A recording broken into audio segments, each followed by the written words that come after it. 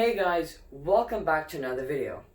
Now before we begin, I would like to take just a brief moment to talk about the unfortunate tragedy that happened to Kobe Bryant and his 13-year-old daughter, Gianna Bryant, as well as 7 other people who were on board a helicopter crash that occurred last Sunday in Calabasas, California.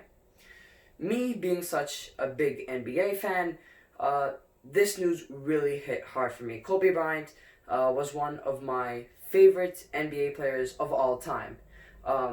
Kobe has also inspired many people, in fact, millions of people, to just pick up a basketball and try something new, try something that they might like, or just keep doing something that they love. Kobe Bryant was not just a wonderful athlete, he was a great teammate, a great father, a great husband. He was one of the polite and sensational people to ever walk on this planet. He is with the legends for now, and all condolences go to Kobe Bryant's family, the Lakers organization, as well as everyone else in the world are praying that he may find peace and comfort for his family as well. So you could check out the link in the description for more details on this incident, but other than that, let's get into the video. Today's lesson is about trying to find the area or circumference of complex shapes. So first we're going to try and get the area of a complex shape like this one right here, which happens to look like a heart tilted sideways. Now, the first thing you need to realize when calculating the area of shapes like these, it's a multi-step problem. So you're going to have a lot of room to do your calculations. Second thing is, you have to find shapes here that are familiar to you, that are easier to calculate the area of. So basically, break this shape down into shapes I can work with. The way I see it, I can break this down into 1 square and 2 semicircles. In fact, just to make it better for you visually, you can label them A, B, and C. Okay, so next you have to find the area of the simplest shape here, which is the square. So we know that the area of a square is length times width. So area of A is length times width. And since this is a square, all sides are going to be equal. In fact, you get a little hint with this tick right over here. Since both of these guys have 1 tick, it means that they're equivalent.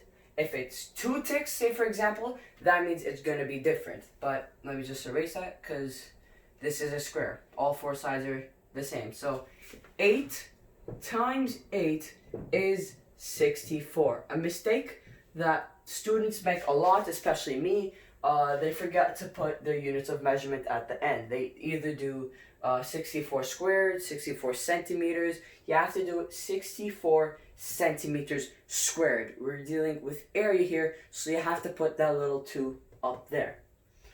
Okay, so now we're done with the area of A. What's left is B and C.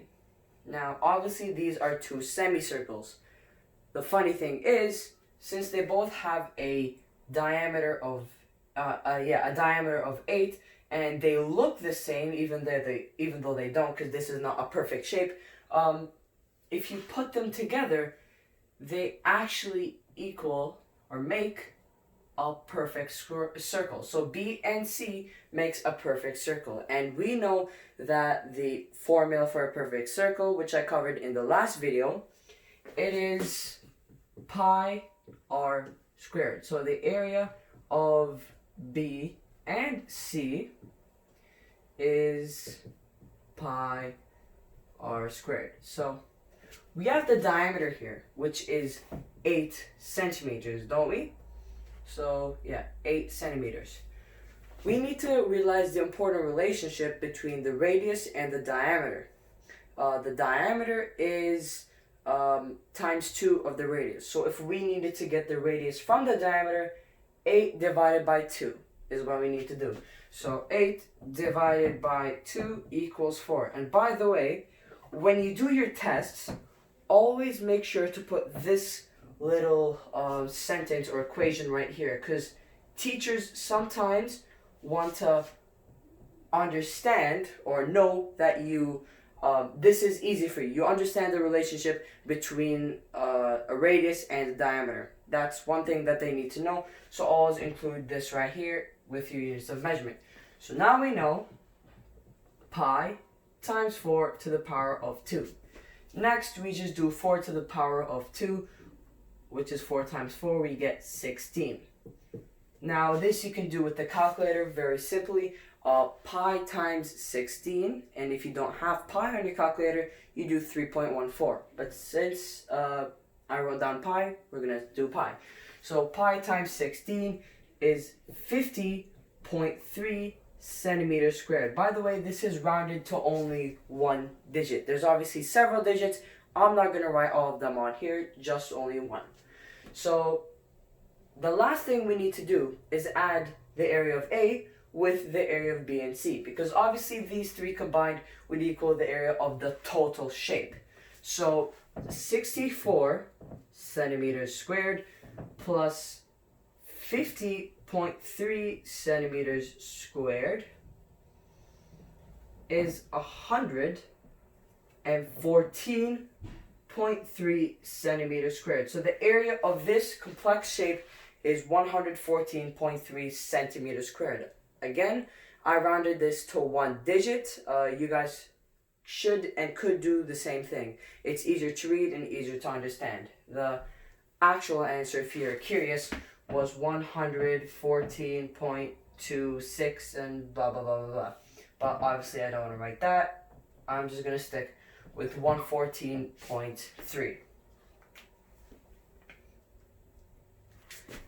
Calculating the circumference of complex shapes is actually very similar to calculating the area of complex shapes. One thing that they do share in common is that you have to break it down and be organized with your calculations. So let's calculate the circumference of this track right here. Right off the bat, I see that we've got 10 meters here with a little tick there and another tick here. So that means this right here should also be 10 meters. So automatically I know that 20 meters of our total circumference is taken up by these two lengths. So 10 plus 10 is 20. What's left is two semicircles, and we know that two semicircles combined make one circle, and the circumference of that circle would represent the length of the two curved sides. So if we were to draw this here and label them A, B, we would have A here and B right there. And since the width of this field is 7 meters, then that means the diameter of the circle should be 7 meters. And we know that in order to calculate the circumference of a perfect circle, we need to use the formula pi times diameter. So we're going to go back here and we see that 7 meters is the diameter. So we have to do pi times 7. Pi times 7 is 21.99 meters. Alright, so this here is the circumference of that circle, which represents these two curved lengths.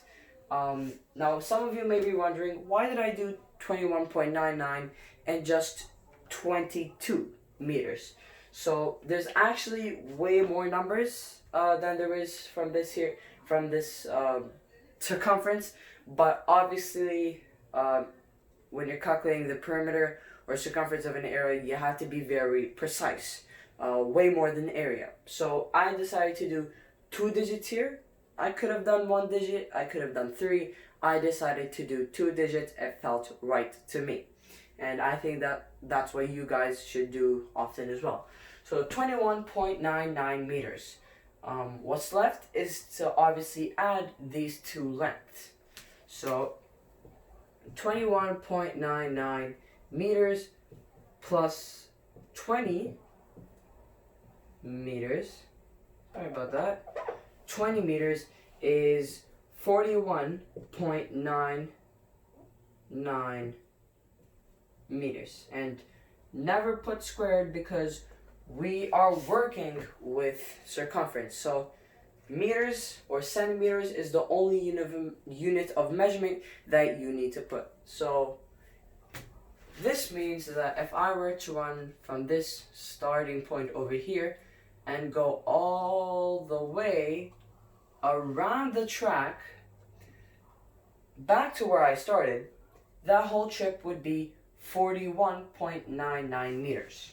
So there we go. Thank you guys so much for checking out this video. Don't forget to like, subscribe, and comment on the video. Also, make sure to check out the printable worksheets that I put in the link of the description. Prayers up to Kobe Bryant and Gianna Bryant, as well as the 7 others who tragically passed away in a recent helicopter crash that I mentioned earlier. My thoughts and prayers will be with the Bryant family and the Lakers organization, and yours will too. See you guys in the next one.